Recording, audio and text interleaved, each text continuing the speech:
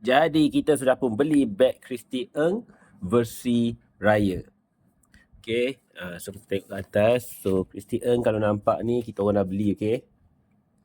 Ni nak pakai untuk raya. Jadi apa kita dapat kat dalam ni? So dia akan bungkus dalam beg macam ni. Apa ni? Oh ni harga dia.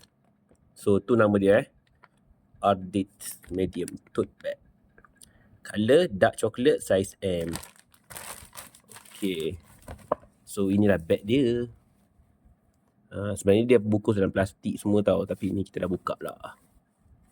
Okay. So ini dah bagnya. Wow, cantik colour ni. Ya, sangat eksklusif.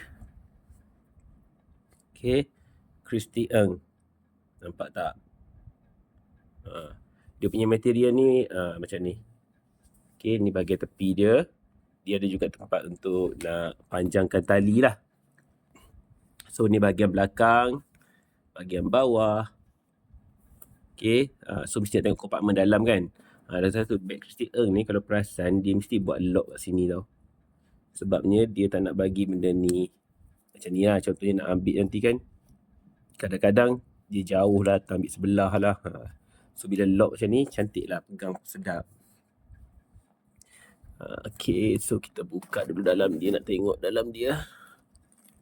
Okay, ni dalam dia. So dapat tali yang panjang ni. Dan ini semua isi-isi dia. Okay. Ni dah bahagian dalam dia. So dia ada kompartmen kat dalam ni. Nampak tak? Muat untuk letak duit. Okay, kompartmen dalam ni. So ni pun sama. Okay, ni bahagian tepi dia. So dia ada satu zip je lah kat dalam ni. Ada satu zip je. Lepas tu kat dalam tu dia tulis juga Christy. Okay.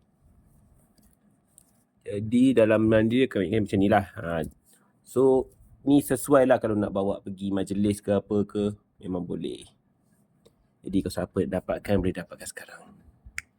Memang cantik lah edisi raya ni Christy Ng. Kena cipta lagi lah beg-beg macam ni.